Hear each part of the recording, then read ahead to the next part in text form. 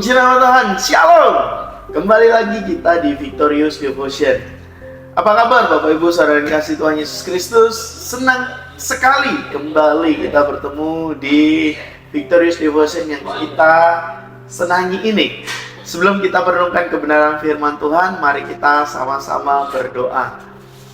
Kami mengucap syukur Tuhan untuk kasih-Mu, untuk anugerah-Mu, untuk kebaikan-Mu. Sepanjang malam telah Tuhan berkati, dan pagi ini kami mau sama-sama diberkati juga melalui kebenaran daripada firman-Mu. Kami mau diperlengkapi, kami mau dikuatkan, kami mau diteguhkan, kami mau dituntun melalui kebenaran firman-Mu. Mampukan kami Roh Kudus untuk kami mengerti, untuk kami bisa juga melakukan kebenaran firman-Mu dalam kehidupan kami. Urapi setiap kami, urapi hamba-Mu. Biarlah setiap benih-benih daripada firman-Mu itu tertanam dalam hati kami yang adalah tanah-tanah subur. Kami berdoa dan ucap syukur, berbicara Tuhan, karena kami mau mendengar. Haleluya, amin.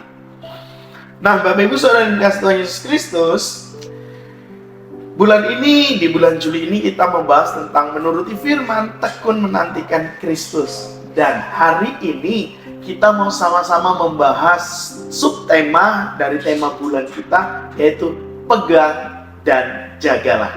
Nah, ayat bacaan kita terdapat di dalam Wahyu 3 ayat 11. Saya bacakan untuk kita semua. Aku datang segera, peganglah apa yang ada padamu, supaya tidak seorang pun mengambil mahkotamu. Apa yang kita pegang? Apa yang harus kita jaga?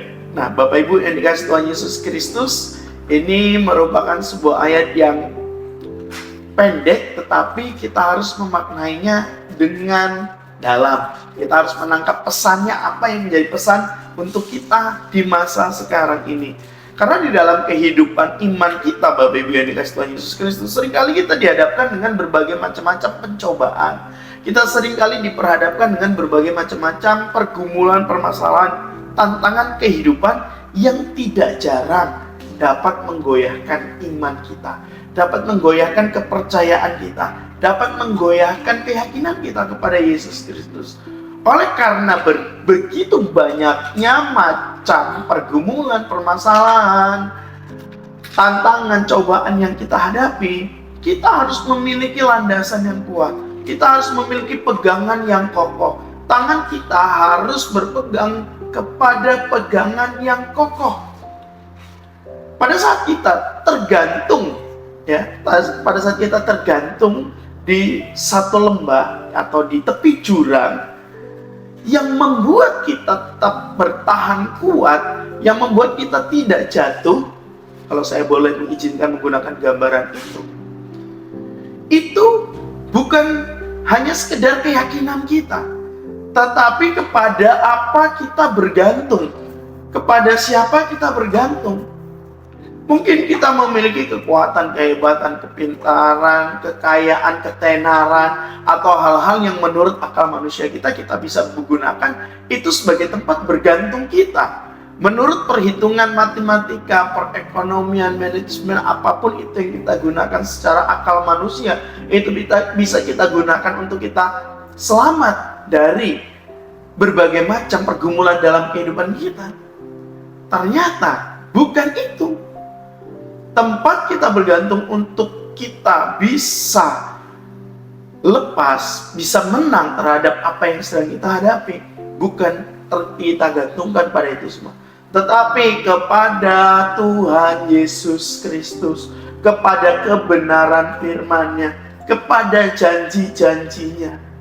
Dan pada saat kita bergantung penuh kepadanya, kita sedang bergantung kepada tempat yang tepat, tempat yang kuat.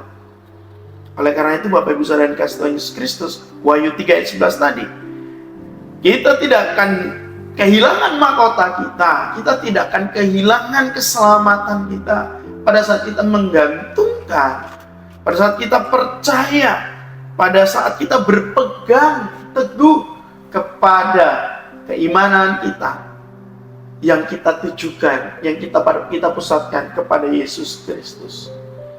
Menjaga iman kita dengan tekun, menjaga iman kita dengan sungguh, berpegang teguh kepadanya.